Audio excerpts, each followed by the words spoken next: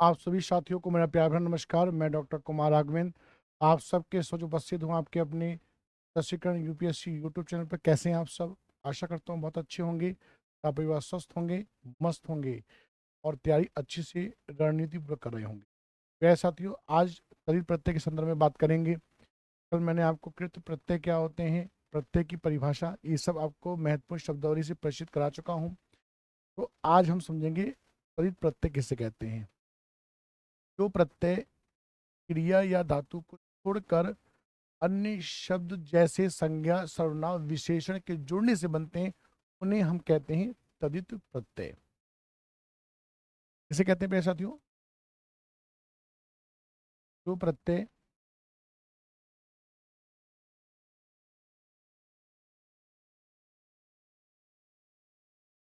क्रिया को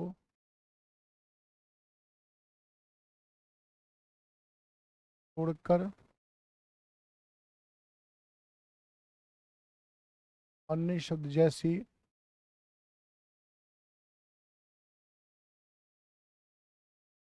संज्ञा सर्वनाम विशेषण के जुड़ने से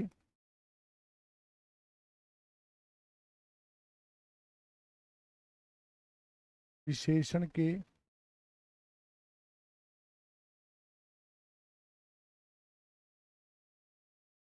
जुड़ने से बनते हैं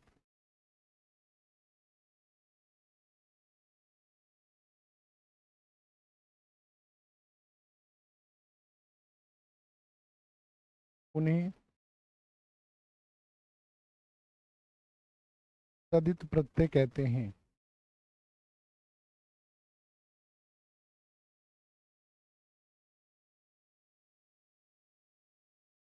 प्रिय साथियों, जो प्रत्यय क्रिया या धातु को छोड़कर अन्य शब्द जैसे संज्ञा सर्वनाम विशेषण के जुड़ने से बनते हैं उन्हें हम तदित प्रत्यय कहते हैं। तो यहाँ पर सबसे पहले प्रत्यय पढ़ने से पहले आपको संज्ञा सर्वनाम और विशेषण के बारे में भी जानना अति आवश्यक है। संज्ञा शब्द सम हलन जमज्ञा से जुड़ के बना है। संज्ञा का शाब्दिक अर्थ होता है नाम। संज्ञा की परिभाषा क्या है? जो शब्द किसी व्यक्ति वस्तु स्थान एवं भाव के नाम का बोध कराते हैं उसे संज्ञा कहते हैं। संज्ञा एक बच्चे क्या है? तत्सम शब्द है। तत्सम शब्द क्या होते हैं? जो संस्कृत के शब्द का जिनका उच्चारण ज्यों के त्यों के रूप में किया जाता है उसे तत्सम शब्द कहते हैं। ठीक है।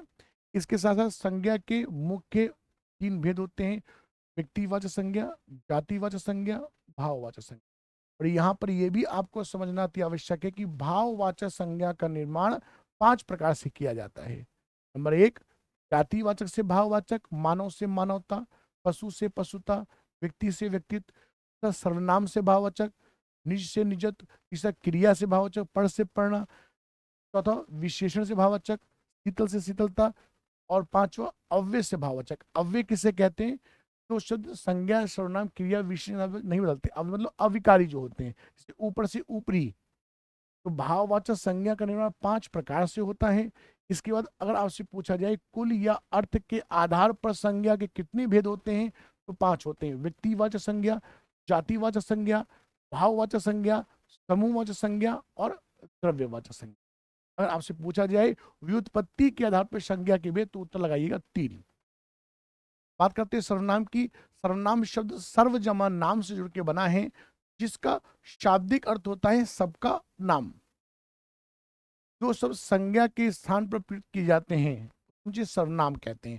संज्ञा के स्थान पर और भी शब्द प्रयुक्त हो सकते हैं, जैसे मोहन अच्छा लड़का है, मोहन 10वीं कक्षा में पढ़ता है, मोहन रोज सुबह खेलने जाता है। तो इस वाक्य में बार बार मोहन शब्द का प्रयोग करने से वाक्य अटपटे और प्रभावहीन लग रहे हैं। अर्थात जब कभी वाक्य में एक संज्ञा का प्रयोग बार बार हो रहा हो तो एक बार प्रयोग करने के बाद उसके स्थान पर सर्वनाम का प्रयोग किया जाता है। जैसे मोहन अच्छा लड़का है, वह 10वीं कक्षा में पढ़ता है, मोहन रोज सुबह जल्दी वह 10वीं कक्षा में पढ़ता है, वह रोज सुबह जल्दी उठता है। तो जब एक बार संज्ञा के बाद वही संज्ञा है तो उसके स्थान पर हमें सर्वनाम का प्रयोग करना है। सर्वनाम के 6 भेद होते हैं। कौन कौन से? पुरुषवाचक सर्वनाम, पुरुषवाचक की 3 भेद होते हैं, उत्तम पुरुष, मध्यम पुरुष और अन्य पुरुष। उत्तम पुरुष मतलब वक्ता, वक्ता जो बोल रहा है, मैं बोल रहा हूँ मैं वक्ता हूँ। श्रोता आप सुन रहे हैं, आप श्रोता है। अन्य पुरुष के बारे में वक्ता और श्रोता बात करें। फिर निजवाचक सर्वनाम, संबंधवाचक सर्वनाम, निश्चयवाचक सर्वनाम, अनिश्चयवाचक सर्वनाम और प्रश्नवाचक सर्वनाम। ये सर्वनाम की 6 भेद होते हैं। अगर हम बात करें यहीं पर कि सर्वनाम की संख्या कितनी है, तो 11 संख्या होती है। मैं, तू, आप, यह, वह, जो, सो, कोई, कुछ, कौन, क्या, इस प्रकार से सर्वनाम की संख्या 11 होती है। बात करते हैं विशेषण की। विशेषण किसे कहते हैं? जो शब्द संज्ञा या सर्वनाम की विशेषता बताते हैं। जैसे राहुल होशियार है, तो होशियार क्या है? विशेषण है। अब ये किसकी विशेषता बता रहे हैं? राहुल की। तो जिस संज्ञा या सर्वनाम की विशेषता बताई जाती है उसे विशेष्य कहते हैं। यहाँ पे बात किसकी गई है, किसकी विशेषता बताई जा रही है? राहुल की विशेषता बताई जा रही है। तो राहुल क्या हो जाएगा? विशेष्य। कौन सा शब्द बता रहा है? होशियार शब्द विशेषण। अगर होशियार विशेषण है तो ध्यान दीजिएगा, एक बात आपको ऐसे समझा देते हैं, यहां पे ध्यान देंगे। जैसे बेटा लिखा है कि राहुल बहुत होशियार है, बहुत होशियार है। ध्यान दीजिएगा, कैसे ध्यान देना है आपको। इस वाक्य में कौन सा शब्द है विशेषण? तो आपने कहा कि सर होशियार जो शब्द है विशेषण है। तो प्यारे साथियों, ये भी आपको बताना होगा कि अगर विशेषण है तो कोई ना कोई तो विशेषण होगा। विशेषण के 4 भेद होते हैं: गुणवाचक विशेषण, संख्यावाचक विशेषण, परिमाणवाचक विशेषण और सार्वनामिक विशेषण। संख्यावाचक के 2 भेद होते हैं: निश्चित संख्यावाचक और अनिश्चित संख्यावाचक। निश्चित संख्यावाचक के अंतर्गत क्रमवाचक, प्रत्येकवाचक, समुदायवाचक और आवृत्तिवाचक भी आते हैं। जैसे उस मोहल्ले में राहुल का घर तीसरा है, इसमें संख्यावाचक तो है, संख्यावाचक में निश्चित संख्यावाचक भी है, लेकिन निश्चित संख्यावाचक के अंतर्गत क्रमवाचक है, पहला, दूसरा, तीसरा, चौथा, इस प्रकार से। तो यहाँ पे आपने कहा सर विशेषण है, तो मैंने पूछा कौन सा विशेषण है, तो आपने कहा सर ये गुणवाचक विशेषण है, गुणवाचक। तो प्यारे बच्चों, अगर गुणवाचक विशेषण है तो कोई ना कोई गुणबोधक शब्द, दोषबोधक शब्द, रंग बोधक, आकार बोधक शब्द होगा। तो होशियार क्या है? होशियार शब्द गुणबोधक शब्द है। क्या है? गुणबोधक शब्द। यहीं पर बच्चे लिखा होता कि राहुल बहुत कमजोर है, तो कमजोर गुणवाचक विशेषण होने के साथ साथ दोषबोधक शब्द होता, ये आपको ध्यान रखना है।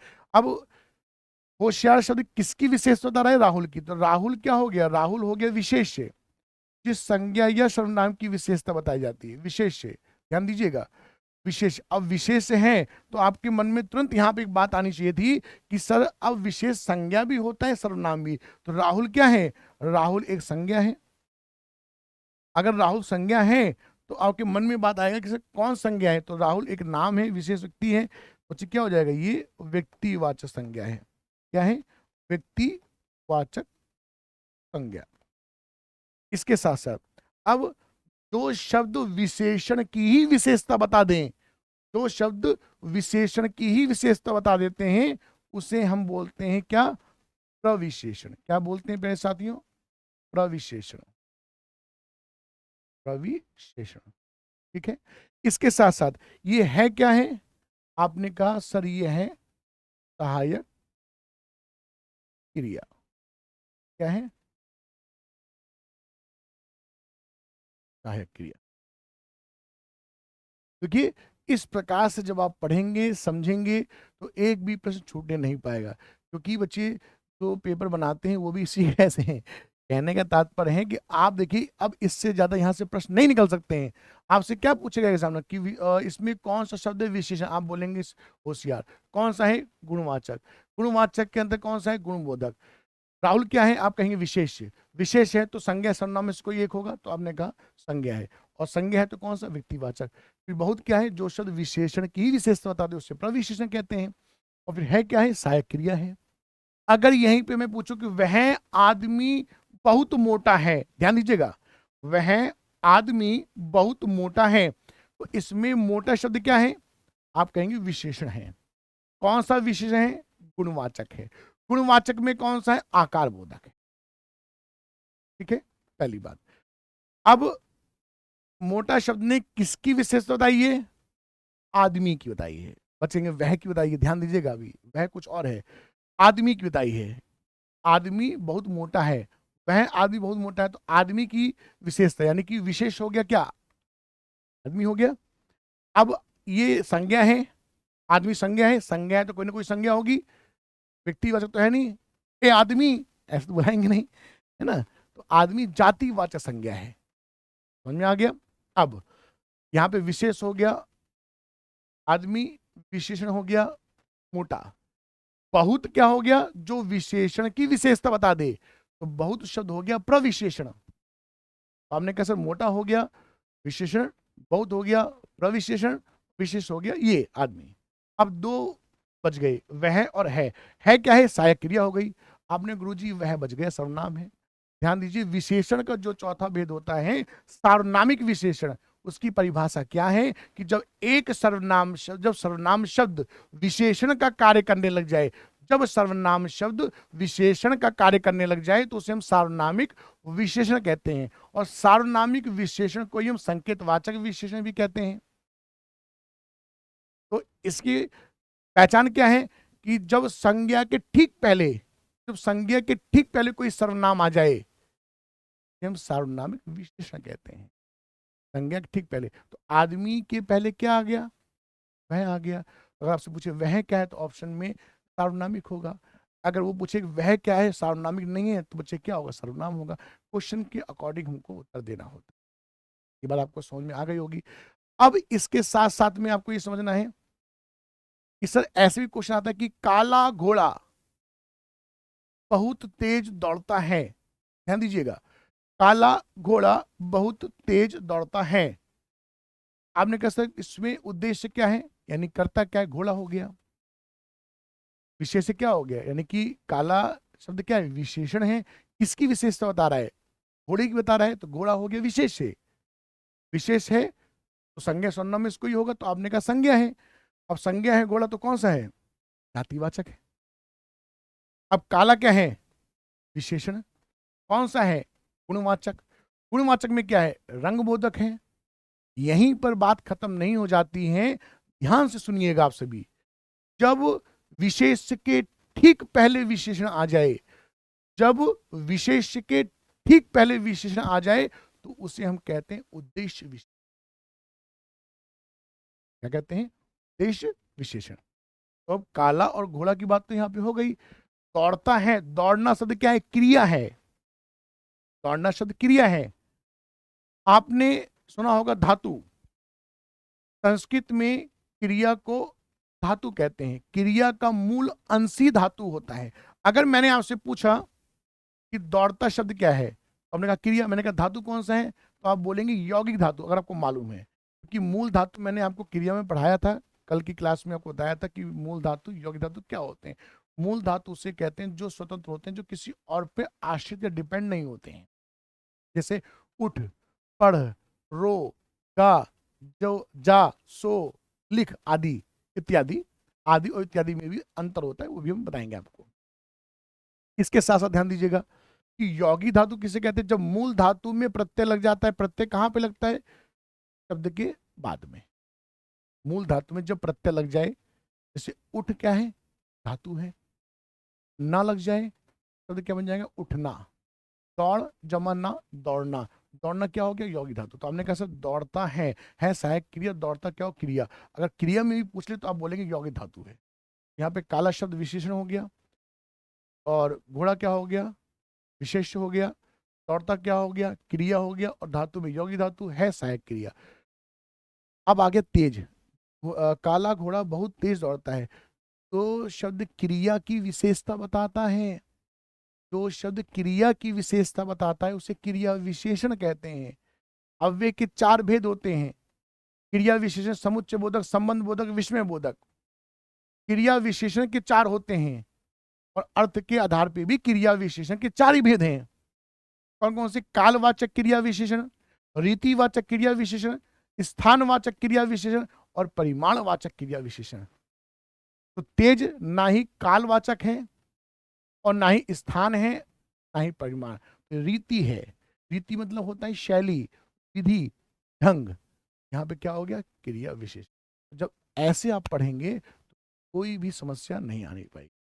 इसीलिए मैंने आप सबसे कहा था कि ज्यादा से ज्यादा अपने साथियों को भी जोड़ें और कमेंट करके बताया करिए क्लास कैसी आपको लगी। नेक्स्ट क्लास से पत्र लेखन के संदर्भ में बात करेंगे। तो आ जाइए, आ जाते हैं। जैसे ये देखिए, प्रत्यय है बड़ा आ, शब्द क्या है, भूख। यहाँ पे देखिए होना चाहिए क्या, भूख, प्यास और खार। तो इससे क्या बन जाएगा शब्द, भूखा, प्यासा, खारा। मैंने आपको बताया था कि बड़े आ का जो चिन्ह होता है, यानी कि बच्चे इसका जो मात्रा होती है इसकी, वो ये होती है। तो भूखा, प्यासा और खारा। आई शब्द क्या है, अच्छा, और ये क्या है, मीठा। तो अच्छाई, मिठाई। प्रत्यय क्या होगा, आन या आनी, देवर से देवरानी, नौकर से नौकरानी। आस मीठा से मिठास, खट्टा से खटास। इन माली से देखिए मालिन, जोगिन, धोबिन। या बच्चे देखिए इसमें जो बेटी में लगा देंगे या तो क्या बन जाएगा, बिटिया, है ना। आगे देखिएगा, जैसे लिखा है खुश, तो बच्चे बड़ी ई लग गया, खुशी। ता लघुता, एरा, यानी कि मौसा क्या एक शब्द है, मौशेरा। और बच्चे इसकी देखिए ए की जो मात्रा होती है, इसकी मात्रा होती है ये। इसलिए बच्चे देखिए यहाँ, और इसकी बात करेंगे, आई की बात करेंगे तो इसकी मात्रा होती है ये। ठीक है। अगर बात करेंगे ओ की मात्रा की बात करेंगे आप, इसकी इसकी जो मात्रा होती है वो होती है इस प्रकार से। और औ की मात्रा होती है ये। तो प्यारे साथियों, इसी प्रकार से जब आपको मूल शब्द की पहचान आपको रहेगी और इसके साथ आप संज्ञा, सर्वनाम, क्रिया और विशेषण, जब ये चारों टॉपिक बहुत अच्छे से आपको समझ में आए होंगे, आपने समझा होगा, आपने इसको क्वेश्चन की प्रैक्टिस भी की होगी, तब आप कृत प्रत्यय और तदित प्रत्यय में कभी आपको कोई समस्या नहीं आएगी। तो जितने प्यारे बच्चे तैयारी कर रहे हैं, अगर आप चाहते हैं कि सामान्य हिंदी स्पेशल एक बैच है जो कि सभी प्रतियोगी परीक्षाओं को ध्यान में रखकर बनाया गया है, तो आप सभी इस बैच को जरूर ज्वाइन करिएगा। तो आपको ज्वाइन कैसे करना है, प्ले स्टोर से सशीकरण क्लासेस, प्ले स्टोर से सशीकरण क्लासेस ऐप डाउनलोड करना है। ऐप डाउनलोड करेंगे तो आपको जाके मिलेगा बैच में सामान्य हिंदी स्पेशल बैच, जो कि सभी प्रतियोगी परीक्षाओं को ध्यान में रखकर बनाया गया है। ये लाइव बैच है। इसमें आप अगर वनडे एग्जाम की तैयारी कर रहे हैं तो भी कंप्लीट होगा, स्टेट पीसीएस की तैयारी कर रहे हैं तो भी बच्चे इससे पूरा हो जाएगा। यानी कि जितनी भी प्रतियोगी परीक्षाएं हैं। इसके बाद आपके मन में एक बात आ रही हो कि क्या सर इससे पत्र लेखन और निबंध, तो पत्र लेखन और निबंध के लिए एक स्पेशल बैच आएगा। तो सामान्य हिंदी, मानक हिंदी व्याकरण कह सकते हैं कि इसका स्पेशल बैच आपको सशिकरण क्लासेस ऐप पर मिलेगा। आप सभी प्यारे साथियों का बहुत बहुत धन्यवाद। स्वस्थ रहें, मस्त रहें, तैयारी करते रहें, जिससे आगामी परीक्षा में आप सभी प्यारे बच्चों की सफलता सुनिश्चित हो। बहुत बहुत धन्यवाद।